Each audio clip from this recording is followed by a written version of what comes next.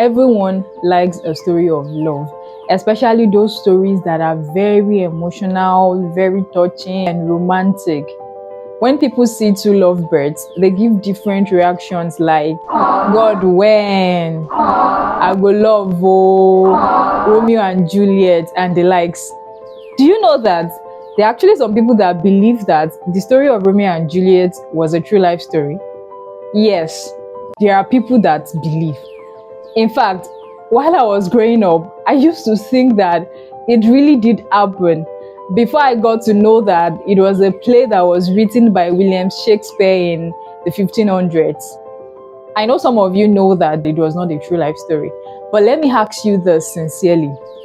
If history had told us that it was a true life story, would you have believed or not? The truth is, many people would have believed that it happened. And it's because it was an emotional love story. Two lovers killing themselves because they thought their lover was dead. And so it was a tragedy, and it's something really very touching and relatable.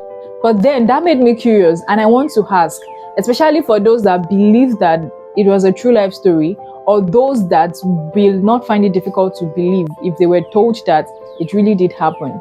And my question is that you don't find it difficult to believe that Romeo and Juliet could have killed themselves because they loved each other so much.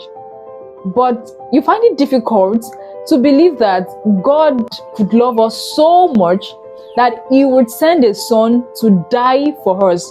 You find it difficult to believe that God could sacrifice His son. Or you don't question the story of Romeo and Juliet if it happened truly or not, even though it was something that had been written since the 1500s, and I'm sure that there's no one from that generation that is still alive till date that can prove whether it really did happen or it did not happen.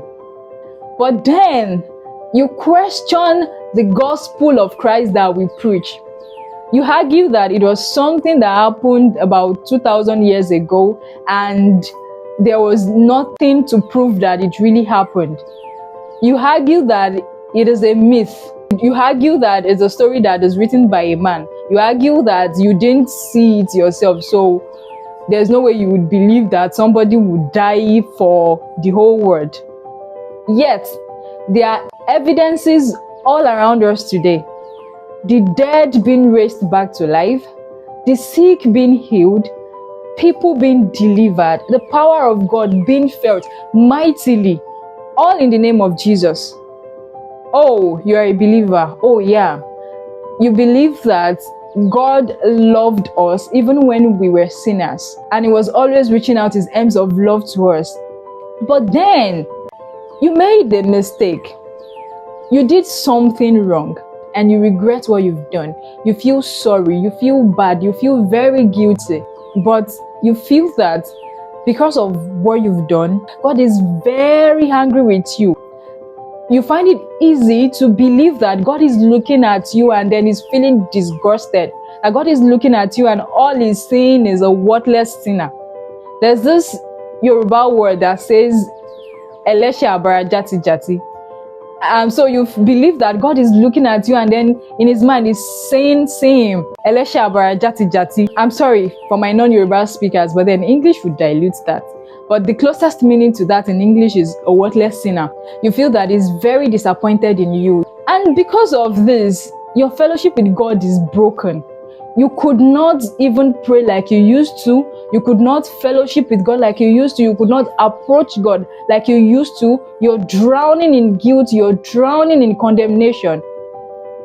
I want to ask, if He didn't look at you when you were a sinner and then He's disgusted, doesn't even want to have anything to do with you, and all He was saying was a worthless sinner, do you think that it is now that you are His son that He would now look at you and is disgusted, is seeing a worthless sinner, He doesn't even want to have anything to do with you? If you believed that He loved you when you were a sinner, when you didn't know Him, when you were deeply in sin, if you believed that when you were a sinner, God was reaching out His arms of love to you wanting to have fellowship with you, to have a relationship with you. Don't you think that your Father still loves you still? Your Father still wants to fellowship with you? Your Father is still reaching out those same arms of love to you to save you from drowning in guilt and in condemnation, to get you back on your feet. I just want you to think about this carefully. Stay blessed.